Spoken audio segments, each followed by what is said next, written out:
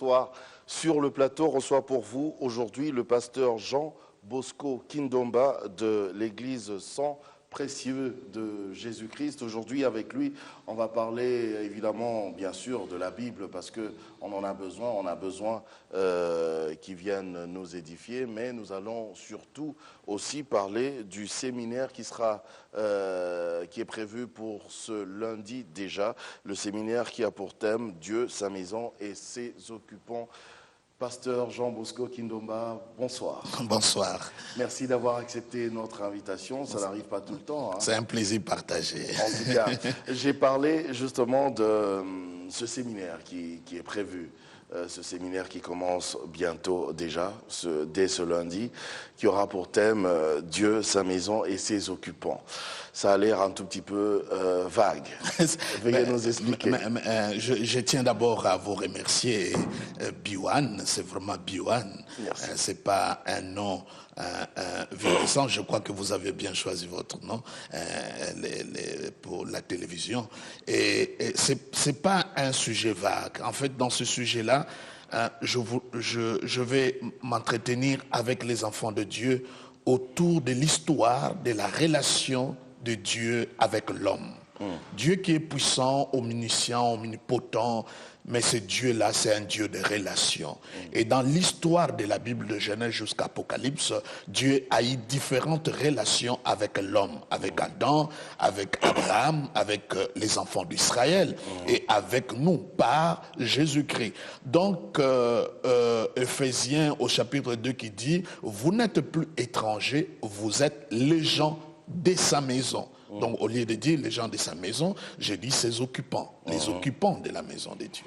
Mais puisque nous sommes déjà les occupants de la maison de Dieu, via d'ailleurs l'église aussi, hein, l'église corps de Christ, mais aussi l'église que vous dirigez, Sang Précieux, est-ce encore important de le rappeler au peuple de Dieu? Oui, il y a un grand souci aujourd'hui lorsque je vois dans notre ville de Kinshasa et partout dans le monde, et qu'à l'église, on passe le temps, la plupart du temps, je ne dis pas qu'on passe le temps, mais la majorité du temps qu'on offre à l'église, on parle de sorciers, de démons, de liens et d'envoûtements, de malédictions. J'ai compris que les chrétiens ont un problème de relationnel avec Dieu. C'est là où j'ai dit il y a lieu que nous puissions parler un peu de l'histoire de la relation de Dieu avec l'homme. Je donne un exemple. Chez moi à la maison, j'ai mes enfants, j'ai mon épouse, j'ai des gens qui travaillent avec moi, j'ai même un travail qui a fait avec moi plus de 15 ans. J'ai des dames qui travaillent, un jardinier, une sentinelle, un chauffeur. Tous ces gens-là sont les gens de ma maison. Mais je n'ai pas la même relation avec eux. Avec mes enfants, avec le travailleur, c'est tout à fait différent. C'est comme ça que vous allez comprendre que dans la Bible, Dieu n'a pas la même relation avec tous les acteurs de la Bible. Abraham est considéré comme l'ami de Dieu, mais jamais comme enfant de Dieu. Moïse est considéré comme serviteur de Dieu, mais jamais comme enfant de Dieu. David. Donc David même, l'homme selon le cœur de Dieu, tous ces personnages de l'Ancien Testament n'ont jamais été des enfants de Dieu. Nous sommes enfants de Dieu par Jésus-Christ, parce que la Bible dit à tous qui l'ont reçu, il a donné le pouvoir de devenir enfant de Dieu. Lorsque vous allez comprendre que vous avez une relation profonde, une relation de choix, une relation d'or avec Dieu, le diable ne pourra plus vous terroriser. C'est là où nous ne pouvons pas croire qu'on peut être chrétien et être possédé, qu'on peut être chrétien et être envoûté, qu'on peut être chrétien et avoir de liens. Ça, nous ne le croyons absolument pas, parce que la Bible dit si quelqu'un est en Christ, c'est une nouvelle créature. Voici, c'est comme une exclamation, toutes choses sont devenues nouvelles. Cela veut dire, comme on est nouvelle création, on n'a plus le passé. On ne dit pas une création améliorée, on ne dit pas une création transformée, on dit une nouvelle création. Et c'est une autre création. Une autre création qui n'a jamais existé. Donc quand je viens à Dieu, je n'ai plus de passé. Ça exigeait à Dieu, je dirais, 6 jours pour créer l'homme naturel. Mais il fallait simplement 3 nuits et 3 jours pour créer l'homme nouveau, la nouvelle création. Et entre-temps, La Bible dit, être circoncis ou ne pas être circoncis, ce n'est pas ce qui est important. Ce qui est important, c'est être né de nouveau. Et lorsque Nicodème va vers Jésus-Christ, et Jésus-Christ lui parle de la nouvelle naissance, et pour arriver à mettre le point sous les i, le bar au travers de thé, Jésus dit ceci à Nicodème. Il dit, celui qui est né de nouveau est comme un vent. Dites-moi, même le téléspectateur, est-ce qu'on peut lier un vent? Non. Il dit, celui qui est né de nouveau est comme le vent. On ne sait d'où il vient, d'où il va. Mais vous constatez qu'il est. On le sent. C'est ça le chrétien. Je crois qu'aujourd'hui, beaucoup de chrétiens ne se rendent pas compte ce que nous sommes dans le cœur de Dieu. Il y a un passage dans Jean chapitre 17, verset 23, Jésus dit ceci, c'est vraiment sa prière sacerdotale, on appelle ça prière bilan. Jésus dit ceci, il dit, moi en eux, toi en moi, afin que nous soyons parfaitement un et que le monde connaisse que tu m'as envoyé et que tu les aimes comme tu m'as aimé. Pensez donc, le téléspectateur qui me suit, qu'il réalise que Dieu l'aime aux mêmes dimensions qu'il aime Jésus-Christ. À vous entendre parler, pasteur, c'est un peu comme si vous dites aux enfants de Dieu, écoutez, le monde des ténèbres n'existe pas, faut même pas y penser, faut même pas y croire, parce que de toute façon, vous êtes très fort. Qu'est-ce que vous direz de ça? Non, je ne dis pas ça. Le diable existe, mais ce n'est pas l'opposant égal de Dieu. Ça, c'est la première chose. Dieu n'est pas créé, mais le diable, c'est une créature. Ça, c'est de deux. 3, le diable a été vaincu totalement. Quand la Bible dit, Jésus sortant du tombeau, il dit, tout pouvoir m'a été donné sur la terre et dans le ciel. Il dit tout pouvoir. Le diable existe. Le diable fait ce qu'il fait. Mais ici, je parle de gens de la maison de Dieu. Je parle du chrétien. Le chrétien ne peut pas être maudit parce que Jésus a porté ses malédictions. Le chrétien ne peut pas être lié parce qu'il est une nouvelle création. Les choses anciennes sont passées, voici toutes choses sont devenues nouvelles. Même la Bible dit, celui qui est en nous est plus fort que celui qui est dans le monde. La Bible même dit que Dieu nous a délivrés. Il nous a transportés du royaume du ténèbre au royaume des lumières. Donc, je ne peux pas croire qu'on peut faire comprendre à un chrétien qui peut être possédé, qui peut être maudit. Sinon, ce que Jésus a dit, tout est accompli, c'est de la farce. Quand Jésus a dit tout est accompli, ça veut dire ce que ça veut dire. Tétélestai, c'est fini, il n'y a plus rien à ajouter. C'est comme ça, quand il va au ciel, le Père dit, assois-toi. Le fait de s'asseoir, ça veut dire l'œuvre est parfaite, totale, achevée, complète. Il n'y a plus rien à ajouter. Ah oui, parce que j'insiste encore, tout au début, vous avez dit que dans nos églises, on passe le temps à parler justement des démons, de la sorcellerie et de tout ça, et on oublie le point le plus important, ce que vous avez évoqué, que Jésus avait dit que tout a été accompli. Mais ne pensez-vous pas que c'est un peu normal aussi par rapport à ce que nous vivons? C'est vrai, le diable a été vaincu, comme vous le dites, mais en même temps, comment vous allez expliquer le fait comment vous expliquez le fait que nous sentons quand même ce qu'il fait? Non, moi je ne le sens pas. Et je crois que chez certaines personnes, vous les voyez aussi. La question réside de cela. Lorsque les Écritures clairement énoncent quelque chose et que l'expérience vécue contredit les Écritures, c'est là que nous allons dire qu'on a mal interprété l'expérience. Mais la parole de Dieu reste intacte.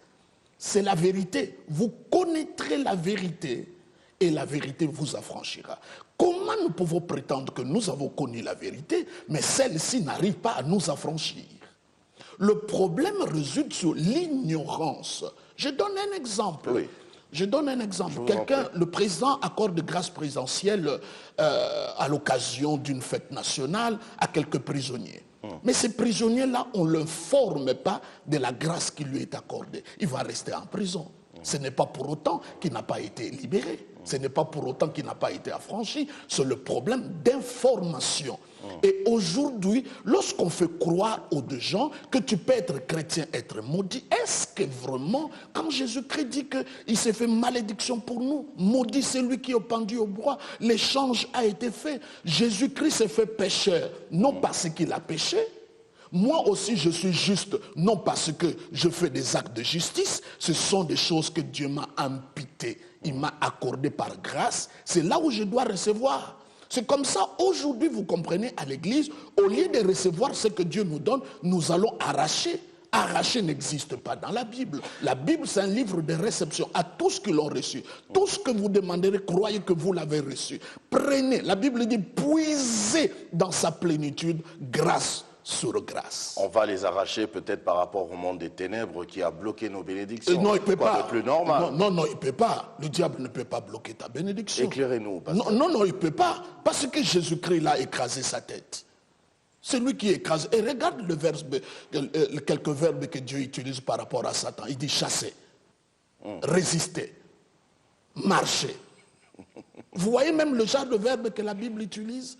Le problème, on fait comprendre enfant de Dieu, que tu es enfant de Dieu.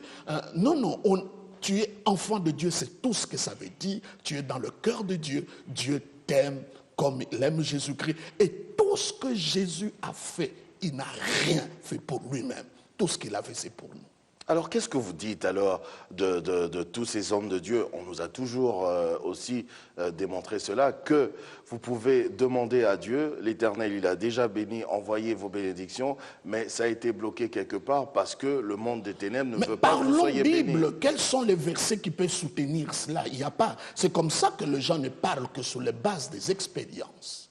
Il n'y a pas de texte. Vous me parlez des textes de l'Ancien Testament, mais nous ne sommes plus dans cette alliance. Pasteur, je ne suis pas béni, mais depuis le temps que j'avais demandé cette bénédiction, elle tarde à venir parce que ça a été bloqué quelque part. C'est pas bloqué, vous n'êtes pas au courant de ce que vous possédez.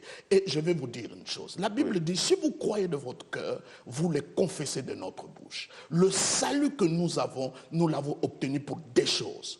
Le fait de croire dans son cœur, de le confesser dans la bouche, Dieu t'a accordé le salut. Je dis bien, la chose la plus importante, c'est le salut.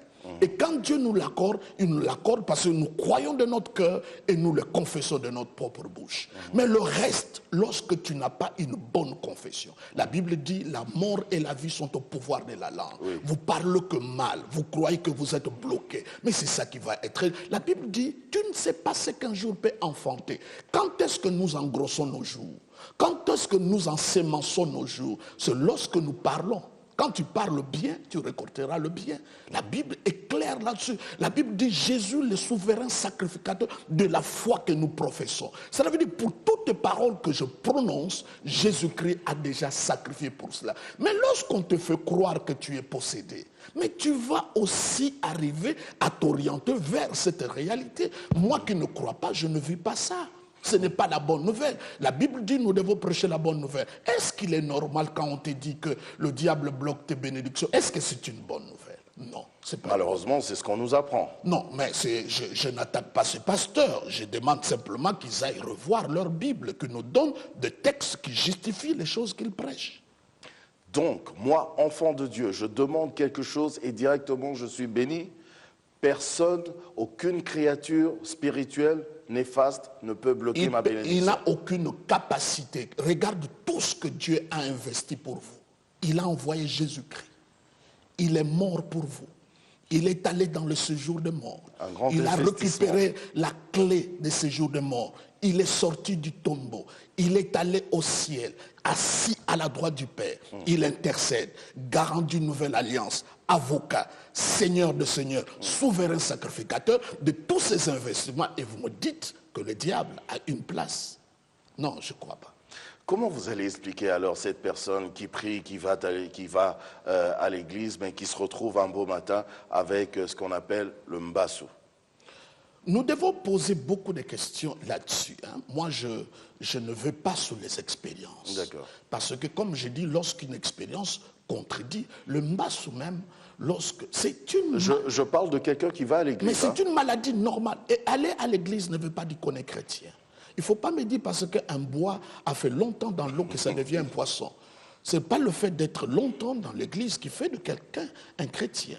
Nous parlons de chrétien. Okay. Nous parlons d'un enfant de Dieu. Nous parlons de quelqu'un dans lequel Dieu habite. Il dit, ne savez-vous pas, votre corps est le temple du Saint-Esprit. Ça veut dire, pour celui qui est en bas, je n'ai pas de jugement à porter. Peut-être je peux l'approcher, cas par cas, on peut étudier quel a été le problème, pourquoi il se retrouve là. Mais je dis la réalité spirituelle telle que je le comprends dans la parole de Dieu. Les chrétiens ont beaucoup d'avantages. Et je crois que l'amour est plus fort que la haine et que le bien est plus fort que le mal. Je crois que les anges sont plus nombreux que le démon. Et je crois que la Bible dit ceci. Résistez-les avec une foi ferme, il fuira loin de vous. Ça veut dire Dieu, en fait, nous dit ceci, monsieur le journaliste. Il nous dit ceci. C'est moi qui l'ai créé. Je sais de quelle matière je l'ai fabriqué, mais je vous donne un conseil. Il ne résiste pas à la foi. C'est comme ça, la Bible ne parle pas du combat spirituel. La Bible parle du combat de la foi. Les cibles de notre combat, ce n'est pas le mariage, pas le travail, pas le bénédiction, c'est la foi. Le diable attaque la foi. C'est comme ça, il nous attaque à partir de l'extérieur, par nos sens, pour infecter ce qui est à l'intérieur. Mais Dieu, par son esprit, par sa parole, il agit à l'intérieur. Écoute ce que la Bible dit. Oui. L'esprit qui a ressuscité Jésus d'entre les morts habite en vous. Est-ce que vous avez une idée? L'esprit qui a ressuscité Jésus d'entre les morts habite en vous. Mais comment on peut parler des démons, des lits? Je ne sais pas. Et même quand on dit non, non. Donc vous ne faites même pas allusion à ça? Je ne fais pas allusion pour les chrétiens. Je dis ceci. Un chrétien n'a plus de passé. Jésus-Christ incarné avait une généalogie. Jésus-Christ ressuscité n'a plus de généalogie. Et le Jésus que moi j'ai accepté, c'est quand je confesse de ma bouche, Jésus a ressuscité des morts, je suis sauvé. Et celui-là n'a pas de généalogie. Et c'est celui qui habite dans mon cœur. Vous parlez de ce chrétien né de nouveau. De nouveau. Qui a une nouvelle naissance. Une nouvelle créature. Est-ce que vous pouvez nous expliquer alors, peut-être clairement maintenant pour peut-être certains téléspectateurs qui nous suivent et qui ne comprennent pas trop ce terme nouvelle naissance. C'est quoi?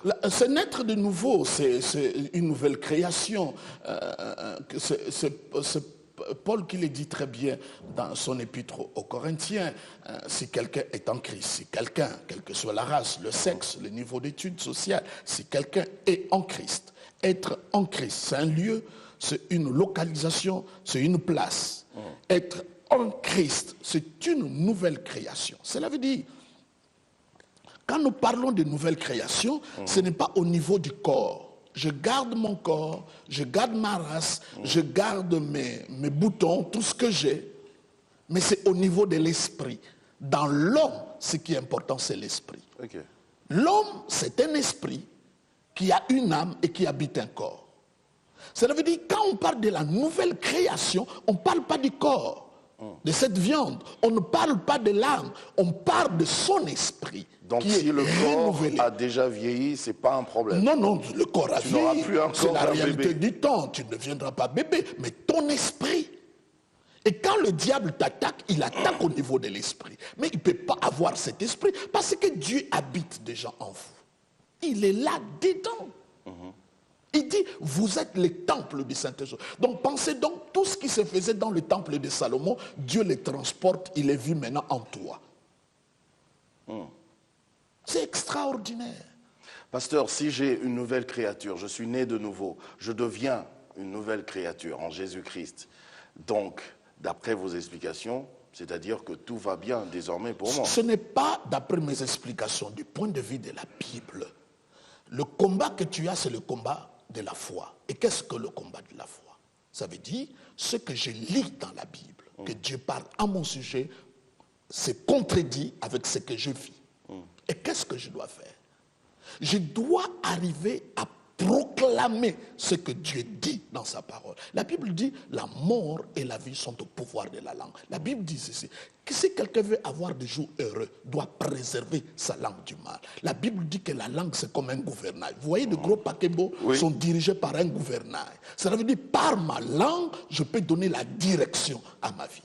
changeons notre manière de parler, nous allons changer beaucoup de choses. Il faut à la fois ce qui sort de ma bouche soit en harmonie avec ce qui est dans mon cœur et les deux s'harmonisent avec ce que Dieu a mis dans sa parole. Là, le miracle s'accomplit et la vie ne sera que bénie. Jésus l'a dit. Votre ennemi, le diable, rôde comme un lion, cherchant. Ça veut dire, s'il cherche, nous ne sommes pas disponibles.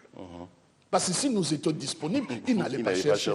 S'il cherche, donc on est indisponible. Et c'est ce que moi je crois. Donc je donne ma vie à Jésus-Christ. C'est fini. Et tout va bien. Tout va bien, TVB, si je peux l'abréver comme ça, tout va bien pour vous. Parce que vous avez Christ.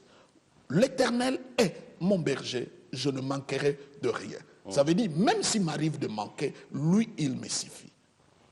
Deuxièmement, la Bible est claire. Quand il parle du mal, il dit au singulier. Pour que vous résistez le jour mauvais au singulier. Mais quand il s'agit de bien, c'est au pluriel. Le bonheur et la grâce m'accompagneront tout le jour de ma vie, au pluriel.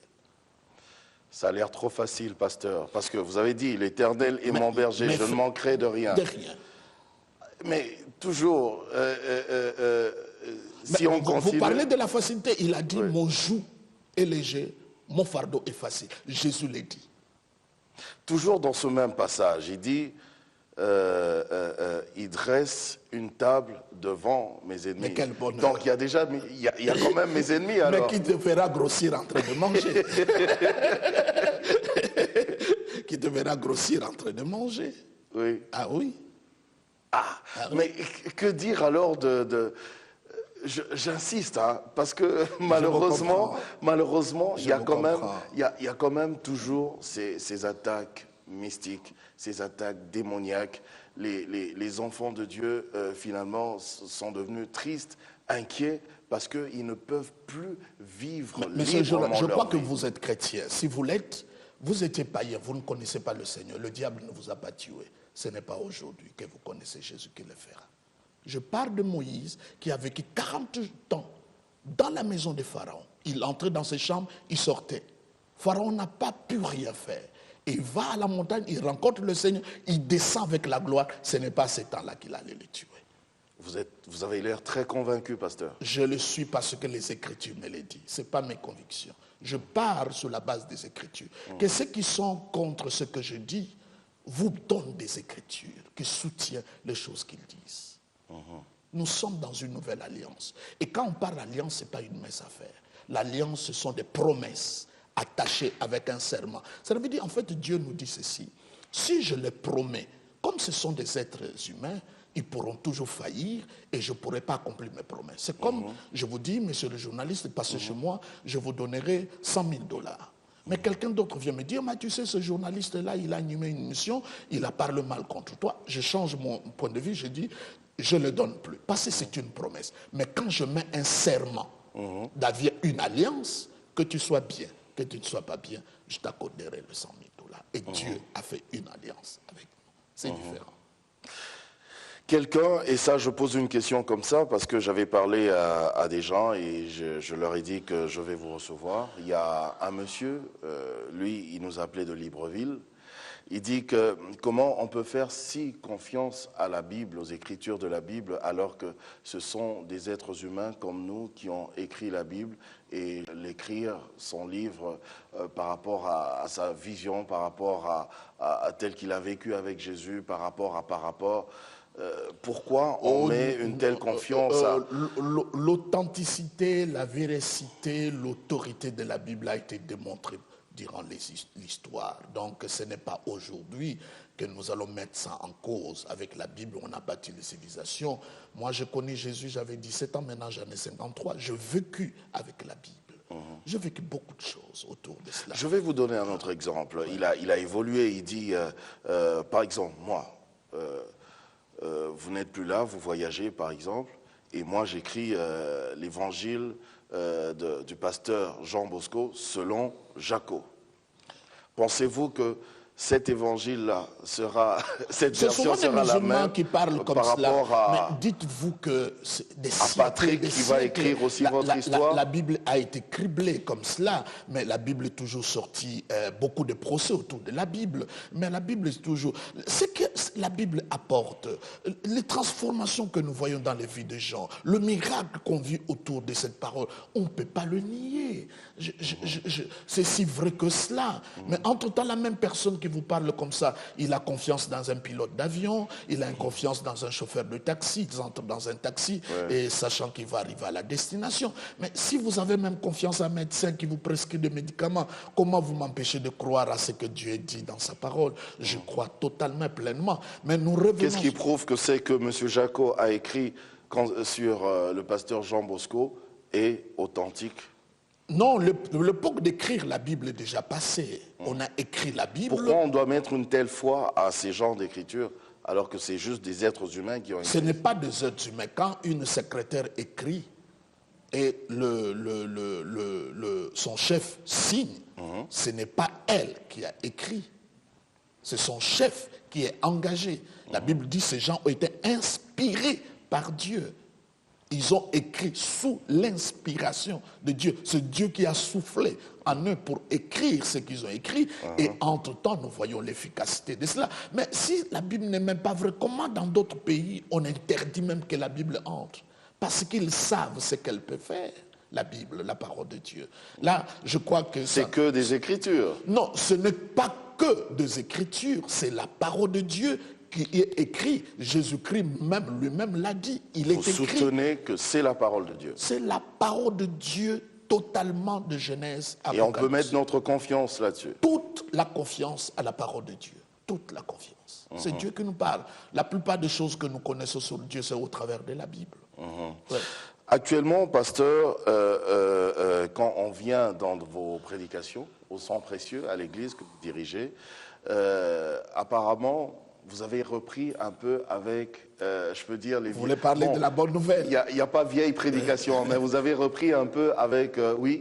Avec des démons écartés de la bonne nouvelle du Christ. Christ n'est plus le centre de l'église. Quand vous lisez l'épître Paul aux Corinthiens, le premier chapitre n'a que du 7 ou 16 versets, mais le nom de Jésus est cité 17 fois. Donc Jésus-Christ est au centre. La Bible dit que la paix et la grâce vous soient multipliées par la connaissance du Christ. Ce n'est pas en connaissant le diable qu'on va avoir la paix. Non, non. Et d'avance, même dans la Bible, vous ne voyez pas quelqu'un vient malade auprès de Jésus. Jésus commence à poser la question, ça vient d'où? Non, il guérissait les aveugles, sans poser même la question. Une fois même, là, ça m'a toujours touché. Et les disciples posent la question à Jésus, mais pourquoi cet enfant est aveugle? Est-ce que ce sont ses parents ou c'est lui-même? Jésus a dit, ce n'est ni ses parents, ce n'est lui-même.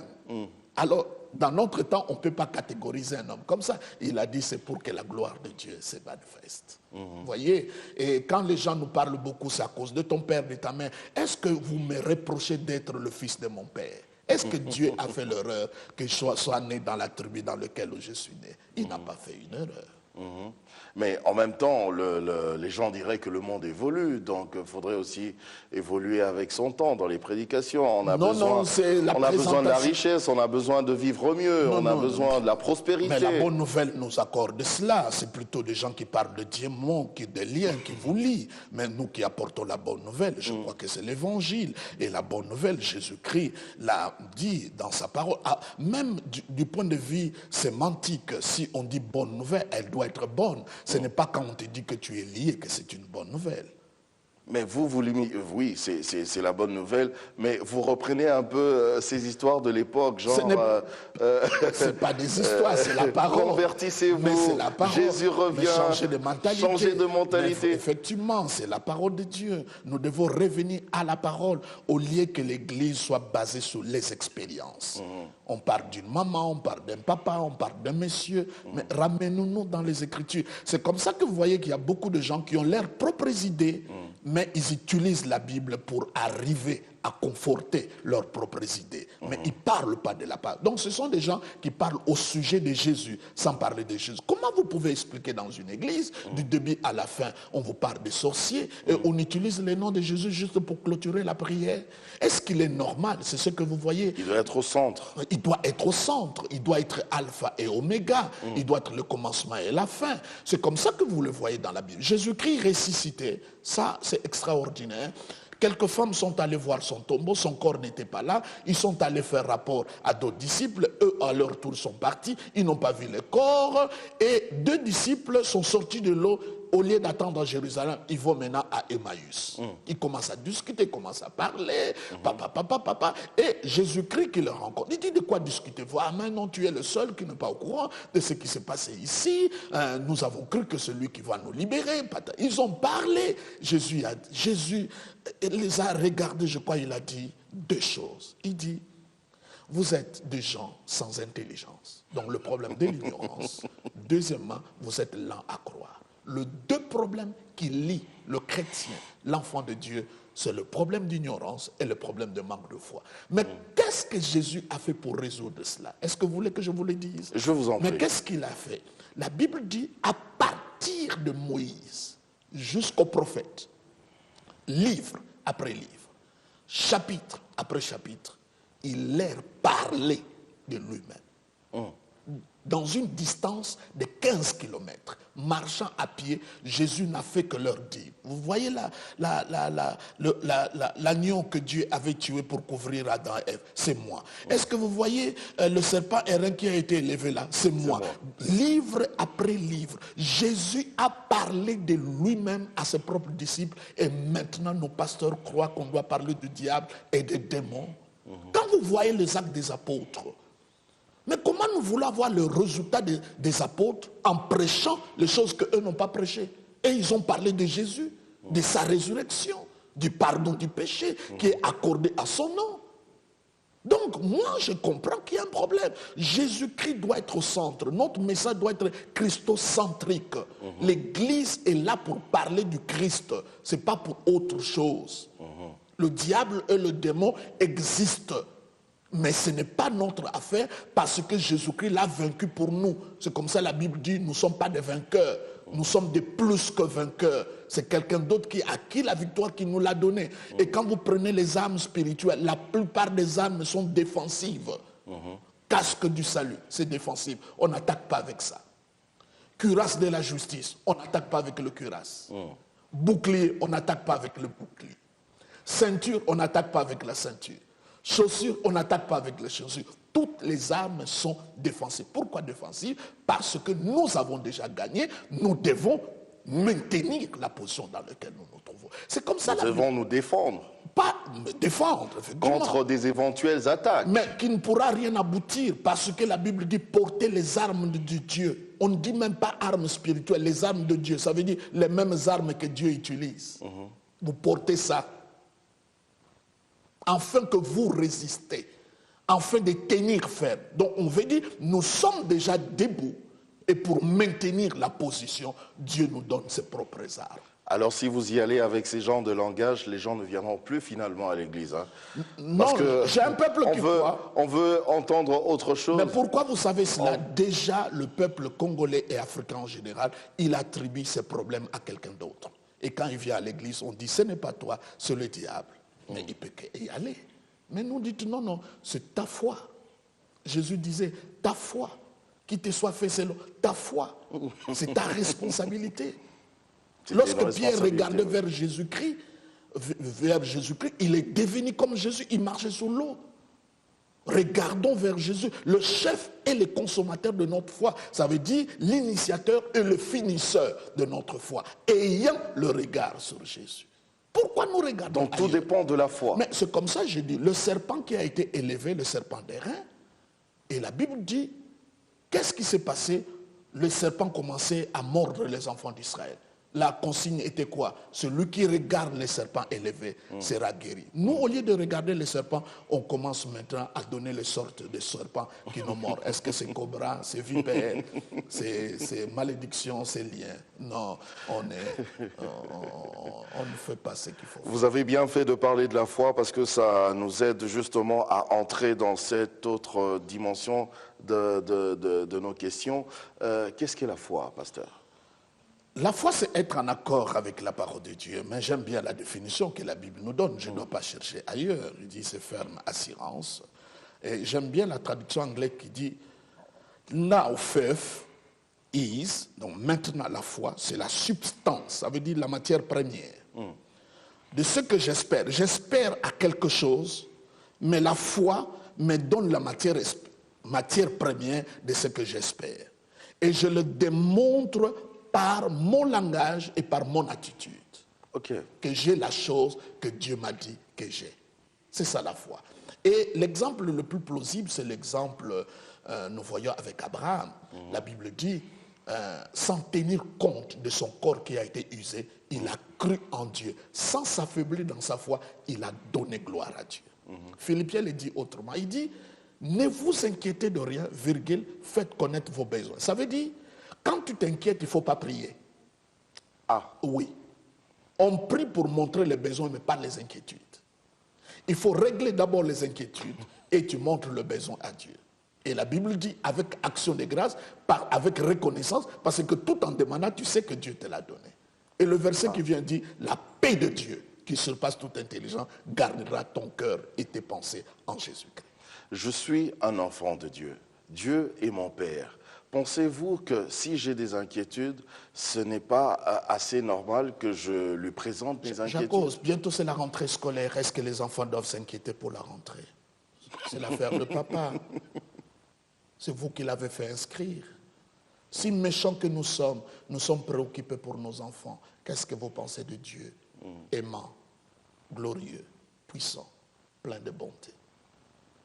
Vous avez dit, Jésus, même quand il guérissait, il disait, vas-y, ta foi t'a sauvé. Alors, dites-nous, pasteur, dans ces quelques minutes qui nous restent, qu'est-ce que la foi peut engendrer chez quelqu'un?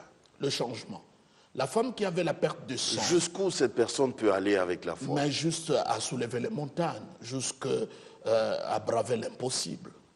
Nous le voyons dans la Bible. Un exercice difficile, compliqué. Pas difficile, non. La foi doit être inconsciente.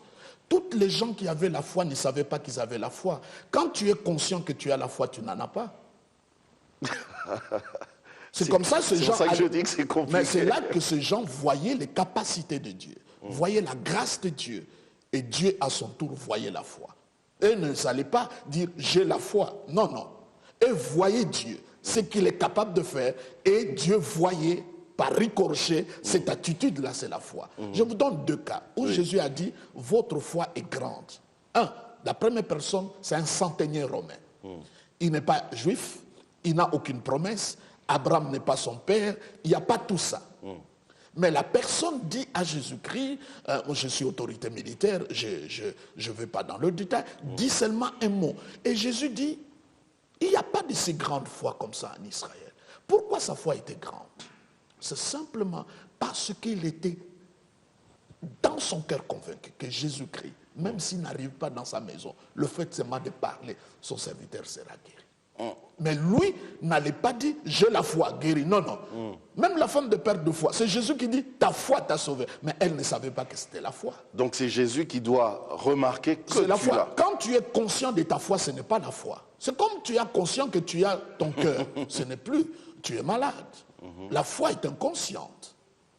La foi est inconsciente. Je dis que c'est un exercice difficile, C'est compliqué. pas difficile, c'est la parole de Dieu. Par rapport à tout ce que nous vivons, Mais malheureusement, la vie sociale. Mais toute la vie n'est que foi. Pourquoi, quoi que les gens meurent par accident, nous continuons à monter dans des voitures? C'est parce que nous n'avons pas la conscience de l'accident, nous avons la conscience de la destination. Si nous sommes conscients, c'est que Dieu est capable de faire. La Bible dit, gardez la foi et une bonne conscience. Cette conscience, quelques-uns l'ont perdue, ils ont fait naufrage à la foi. Ça veut dire la matrice qui soutient la foi, c'est la conscience. Si vous êtes conscient des réalités spirituelles, de ce que Dieu est capable de faire, votre foi sera soutenue. C'est une question de conscience. Ouais. Alors il faut aller à l'église. Écoutez la bonne Mais parole. il faut écouter la bonne nouvelle. La bonne nouvelle La bonne de nouvelle. Jésus-Christ. Alors, puisque, oui, nous sommes dans 3 minutes, on va devoir se quitter. J'aimerais que vous puissiez quand même nous rappeler encore ce séminaire. Ça sera pendant combien de temps? Les séminaires, merci beaucoup pour l'occasion que vous me donnez aux téléspectateurs. Je les invite vraiment de tout cœur de venir suivre ces séminaires parce que nous allons parler de vérités très profondes. Je crois qu'il y a lieu que le peuple de Dieu soit éclairé. Il y a beaucoup de manipulations. Je crois qu'il est mieux que nous retournons sur la parole de Dieu. Et ça commence le 2, lundi le 2, jusqu'à dimanche le 8, tous les jours au sang précieux derrière la maison des communes de Calamou. Nous partirons chaque jour de 16h30 jusqu'à 19h30. Le thème, c'est Dieu, sa maison et ses occupants. En tout cas, faut venir. Moi, je vais faire un tour aussi. Mais avec plaisir. Pour écouter la bonne nouvelle. Et surtout, vous êtes quelqu'un de sa maison. Ah oui. Vous voyez ça avec l'enfant prodigue, quand il retourne chez son père, il dit, est-ce que je peux être un serviteur? Quand on a déjà été enfant de Dieu, on ne sera plus autre chose. On peut qu'être serviteur. Qu'enfant. Enfant. Oui, parce que la place de serviteur est déjà réservée aux anges et à d'autres personnes. En tout cas, merci beaucoup, pasteur Jean Bosco Kindomba. Un dernier mot peut-être d'exhortation ce soir? Non, mais je dis au peuple du Seigneur que la plus grande bonne révélation que vous pouvez avoir dans votre vie, c'est de savoir que Dieu vous aime. Et que la Bible dit, car Dieu attend, tant là j'aime bien l'intensité de l'amour de Dieu, qu'il a donné son Fils. Nous devons recevoir. Vous savez, aujourd'hui, quand on parle d'arracher, quand on parle « je donne à Dieu ma pauvreté », ça m'étonne. Je prends le cas de Ruth. Ruth, elle est devenue riche, non parce qu'elle a donné la pauvreté à Boaz, c'est parce qu'elle a accepté Boaz.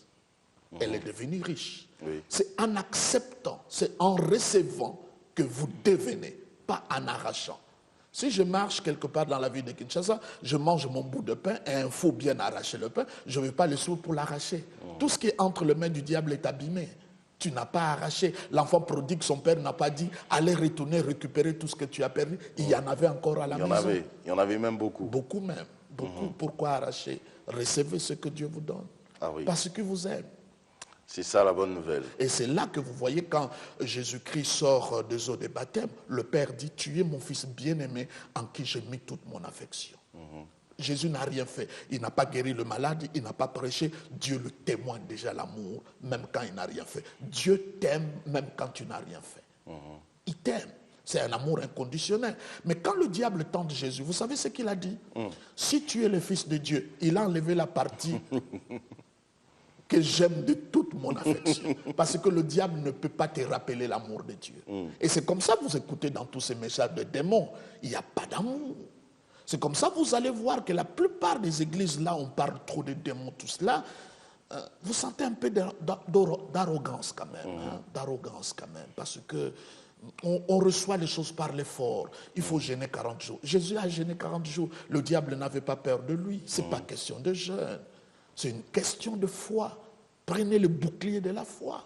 C'est pas une question de jeûne. Il suffit de Jésus-Christ, en sa parole. Tout ira mieux et je vous dis beaucoup de choses. Pas de maladie, pas de pauvreté, pas de tristesse. Cela dépend toujours de la dimension de votre foi. Parce que votre foi grandit avec votre confession de foi. La foi ne s'augmente pas. Les disciples ont dit à Jésus, augmente notre foi. Jésus a dit, si votre foi est une graine de sénévé. Une graine ne s'augmente pas, une graine croît, une graine grandit. La foi grandit par la confession, chose que vous êtes en train de cultiver. Même si aujourd'hui, tu vis des moments difficiles, n'ayez pas peur. Parce que la Bible dit, toutes choses concourent au bien de ceux qui aiment Dieu. Aujourd'hui, si je vais manger du pain, Le pain, c'est quoi? C'est le mélange de la farine, de levure, du sel et d'autres ingrédients. Mais si vous prenez ces ingrédients séparés, il y en a ce que je peux manger, il y en a ce que je ne peux pas manger. Je ne peux pas manger du farine crue, mais je peux manger du sel. Ça ne me causera pas de problème, même du sucre. Donc il y a des événements que nous vivons dans la vie séparés. Il y a des choses bonnes, des choses mauvaises. Mais un jour, Dieu va le mélanger. Ça devient succulent. Votre vie, c'est la somme de beaucoup de choses. C'est comme ça que Jésus-Christ l'a dit dans l'une des paraboles. Lorsqu'on voulait couper l'arbre, il dit non, non, gardez encore, on va mettre du fumier. Dieu va prendre toutes vos mauvaises expériences, maladies, divorce, tout ça, comme du fumier, il va mettre ça sous la racine pour que l'arbre pousse. Et je sais que l'arbre poussera. En tout cas, ça c'est très très profond. Pasteur Jean Bosco Kindomba, merci. Merci à vous également, chers téléspectateurs, de nous avoir suivis. Je vous rappelle, pour ceux qui nous ont le pasteur responsable de l'Église, sang précieux de Jésus-Christ. En tout cas, s'il y a des questions qui sont restées en suspens, envoyez-nous vos SMS ou appelez-nous carrément à ce numéro de téléphone qui a défilé depuis le début sous le bas de vos petits écrans. Au revoir et portez-vous bien. Ciao.